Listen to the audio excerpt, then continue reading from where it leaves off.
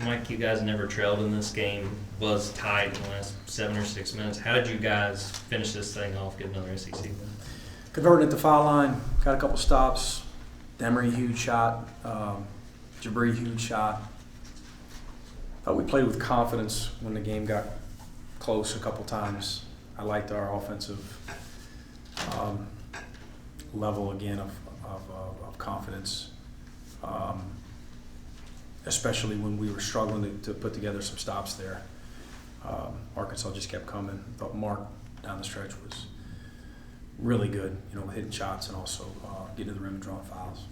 Justin talked about that confidence, winning 10 straight, first time since the 40s that's happened here. In what ways do you see that confidence come out? Shots going in, shot selection. I told our guys after the game, we didn't really flinch. In this, it's 5th or 6th game like that where games can go the other way if your body language is a little bit different. You got guys looking at each other like, oh my goodness, maybe we're not supposed to win this one, and who's going to step up and hit a shot for us? But this team been pretty good in that regard. I don't know where we finish, how good this team will ultimately be, but we're getting better. Arkansas obviously is a really good program, and this is a really good win for us. And I like not the way we're always executing. Don't always love our shot selection, but I like our level of confidence right now. You need that in our league against the best. It's the best defensive league in college basketball. Coach, there were a lot of fouls called in that second half tonight. How are you able to overcome that and kind of develop a rhythm when the game gets stopped so often? It's just part of the game, There's going to be other games like that as well. You just got to respond and move on, move on to the next play, whether it's offensively or defensively. And you got to adjust to officials too. If it's a foul, it's a foul. Get your hands off. We got to do a better job of that. Both teams fouled a little bit too much in the second half, of course, but it'll happen again. It's part of the game. What does it say for you guys that Jabri doesn't have his normal shooting night, and that, like you said, you guys never trailed and found ways to still score? Well, we're pretty balanced. I think we had another 40 off the bench.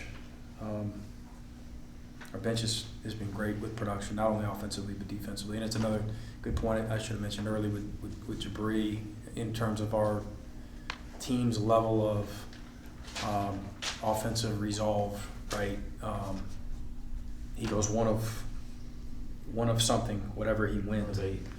1 of 8, 1 of 6 from 3, and that one he made, well, that was a huge shot. That was a loud shot. His confidence never wavers. And, he's one of the best shooters in the league, and we needed that one to go down. I was going to ask you about him in your backcourt in general. I didn't know how to classify him necessarily, but plays everywhere, right? He's a plus 16. Yeah.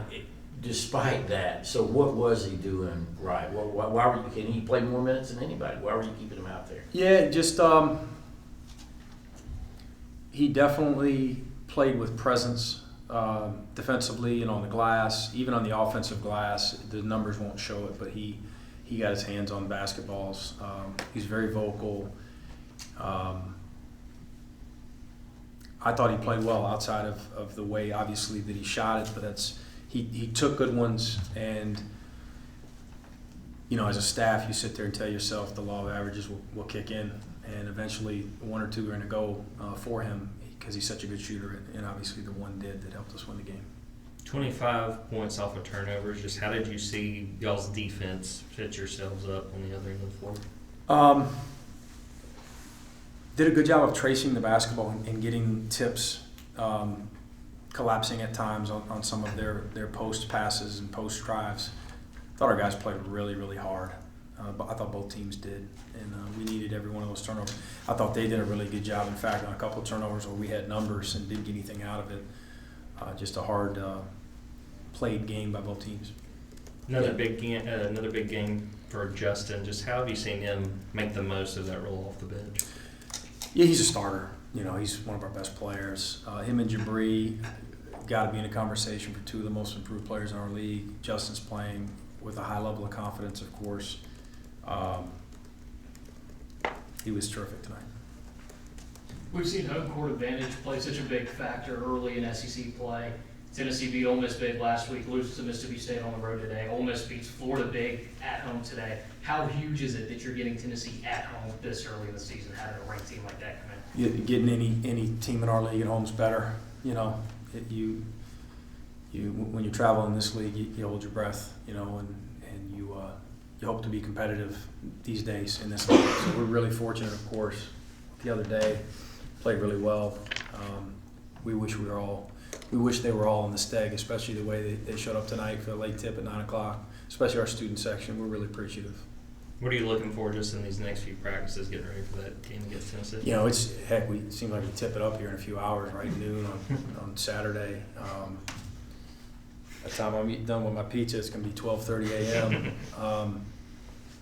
There's not a lot we can do physically tomorrow, especially with some of these guys. But, you know, we'll start the mental preparation, get after them there on Friday, and then wake up and tip it up on Saturday. We won't get you before, but what's the first thing that springs to your mind when you think of Tennessee and Rick Barnes? Great AD.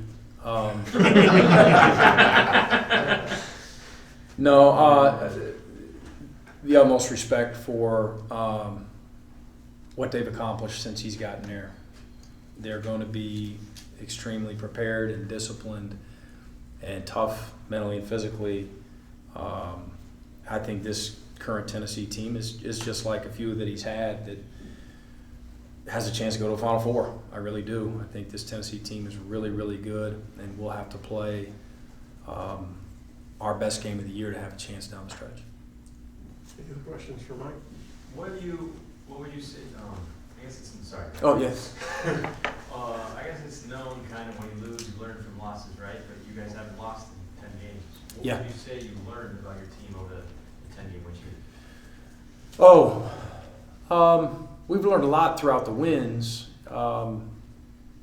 Roles have been defined a little bit over time, especially with 9 new guys. I've learned that this group's resilient, that this group is going to come again tomorrow ready to work and prepare. This group's really competitive. They like each other. This group has an ability to coach each other as well, and hold each other accountable to a pretty high standard, needs to continue to improve, but we'll learn from this win as well. Like we'll watch, and I'm sure every team in our league's doing it, but we'll watch some Arkansas stuff tomorrow before we even start talking about Tennessee. This time of year, without a day off in between, we'll consolidate it a little bit more than, when you've got a week to prepare for some of these non-conference games. But there's things to learn from wins and losses for sure. Thanks, Mike. Yep.